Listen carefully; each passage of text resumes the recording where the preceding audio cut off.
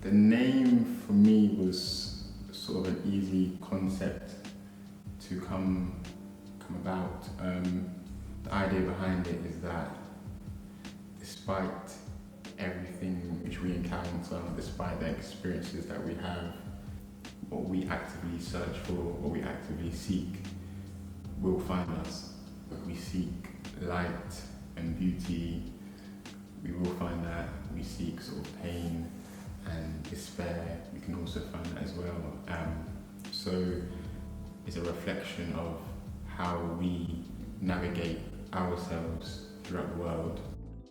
So we have 3 artists from Ghana. We have MISHIO, we have Ben AGBEE, and we have Theophilus TETTEH.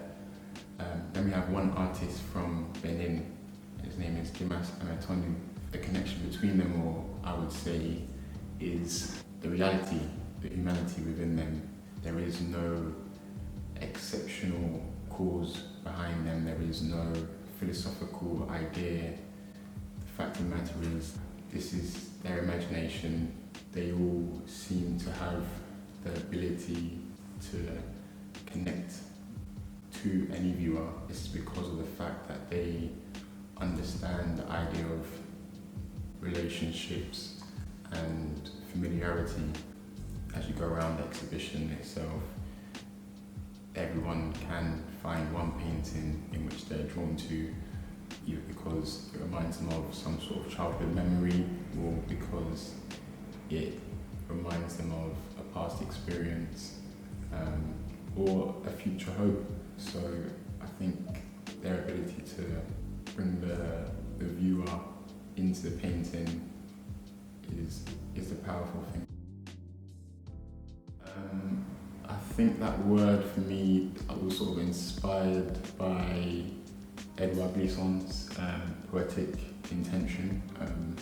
He was one of the sort of writers which helped structure the show. And he speaks about the idea of relation and how we're all individual parts within this sort of whole. It's that idea of the mechanics of how we move and how we negotiate, how we interact, that drew me to the fact that works which are very different in style can speak to each other. We can create a dialogue, and that then goes on to speak about the sort of antiques which are also present in the show. So Jimas in particular is the most recent artist that I've been working with. I've started working with towards the end of last year, and his work is so poetic. The series in which I came across was a series called the Fruit Seller series, and in that series he told me that he came across a market where there was young children carrying fruits and working their sort of tiresome job, and it really touched him. What he made clear to me, because I sort of had the initial understanding that this was a sort of political statement in his work, the fact that speaking of child labour or exploitation, and he told me, no, not at all, this is not a political statement, this is not me speaking on ills of a country or governments, this is me imagining if I was that child at that particular moment, where would I rather be?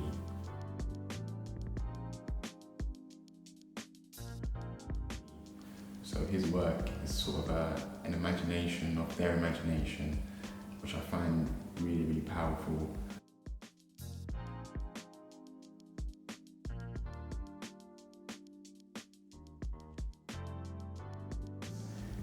As an artist himself, he's really engaged, very intellectual, very smart, and you can see that philosophical depth within his work.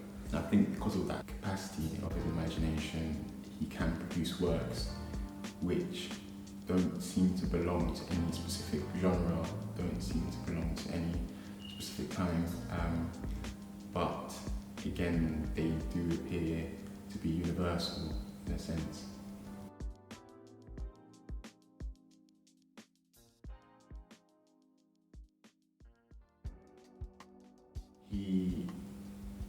very much into local interactions of the community. He's a self-taught artist, so his practice came from working with local artisans and local artists that sort of had already been established in the community. And from that he would go out and sort of, from what he sees, go back to his studio. His newer style, which incorporates local fabrics, means that he again is engaging with the community, fabrics which are being discarded and no longer in use. He sort of takes and transforms and sort of gives them new life. And again, in his paintings, you see that sort of liveliness. He told me that he likes to capture the mood of the moment, meaning that he wants his work to look like snapshots of a particular moment, a way of speaking about how important it is to stop and enjoy, stop and look. So the eye is a really, really important tool for James.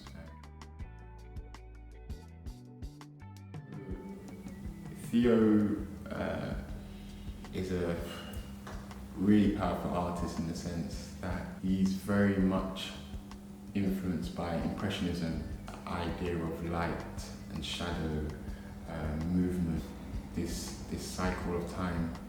So in his work we do see that. We see figures which are still moving throughout the day.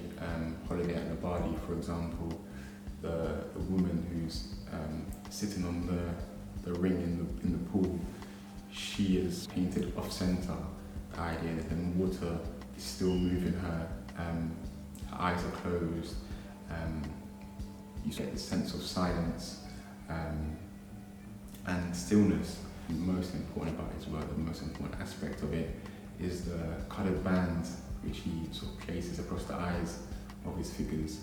So these bands seem to be an ode to the idea of the superhero, the idea that in general think of the superhero as someone who wants to hide their identity, sort of live amongst the normal working world. But for Tetteh here, he speaks about the idea of revealing a sort of inner power. Everyone has a sort of inner superpower within them. So Ben AGBEE is the eldest of our artists. He's been working for over 3 decades. His style is this sort of fusion of abstraction and figuration. He likes to ground his work in this sort of playful, convivial lightness, a lot of colour, and that sort of speaks to his understanding of knowledge systems, so how we build systems of knowledge and how that is sort of passed down through generations. So in, for example, the singing choir, you initially see 3 women at the front which look like their mouths are open singing, but when you look deeper you see more and more eyes, you see more and more shapes, and that idea speaks to the fact that behind us is someone else and someone else, and he looks at that ancestry, that sort of lineage, how we became who we are today and who we will be in the future. And I think that's the most important thing for Ben, the idea of bringing together our individual parts into a sort of uniformed and sort of cohesive whole.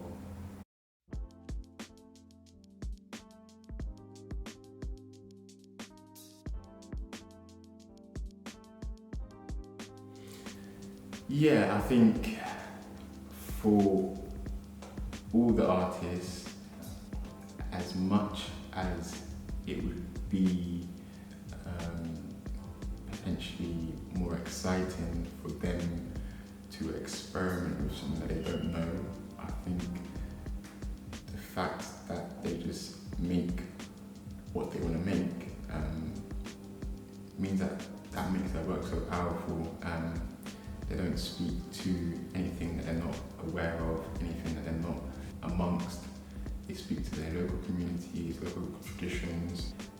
It is because of that sort of sharing, that exchanging of ideas, amongst themselves, which has allowed, for example, the art community in Ghana to develop so fast, because there is this sharing of knowledge, there is this sharing of ideas, and that exchange means that we've been able to sort of build upon what's been taught to us. And I think that is the most important thing for the artists, to sort of ground themselves in their own reality. But as the quote that I picked for the exhibition was by Gershom M, which says, there are no fruitful speculations outside of reality.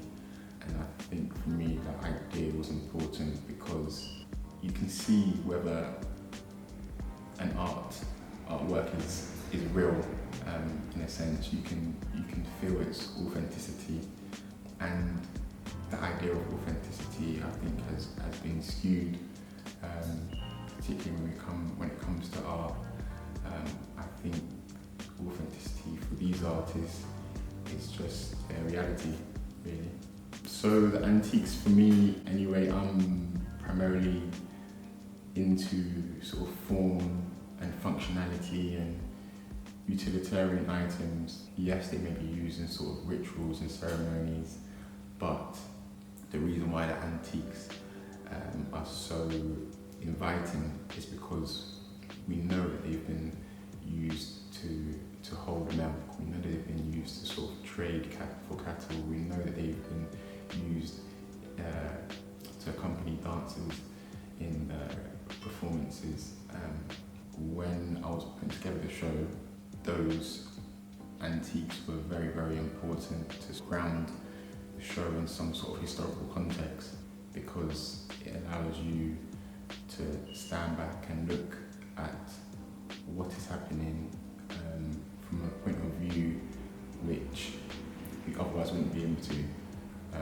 You can go into the past and look at something through a particular perspective, whilst also being grounded in the present. Context was what I was looking for with bringing the antiques. Art is a continuum. There is no beginning, there is no end, there is no contemporary, there is no traditional. It's just art being made all the time. And for me, that is the most important thing about art.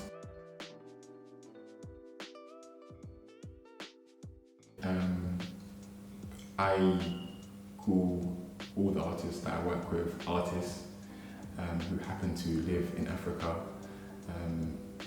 The fact that African artist is the title which has been used to sort of categorize their work seems to not make much sense.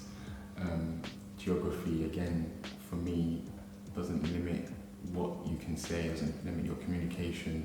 And again, that is the important sort of aspect of this show.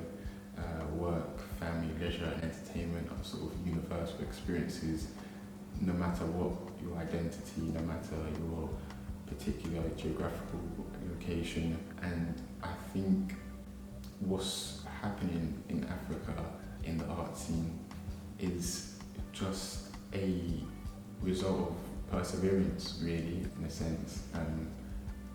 Africa has a speed and a liveliness, which means that artists have to make work. They have to move with a determination and an intention, and that is something that was seen with the antiques.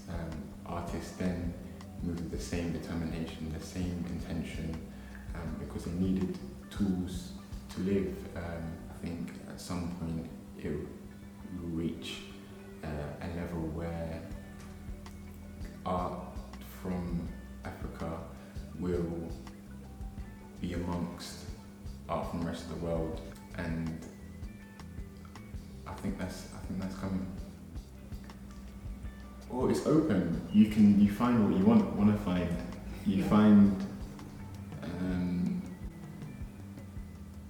I think a lightness which maybe hasn't been shown as much. All of the works speak in their own voice. but they speak as one, really. And I think you leave the show with a bit more clarity, the idea that despite where you are, whether internally or physically, what you produce is very, very unique to you, and what you have to say is very important to what you want to experience. So I think you leave here with clarity.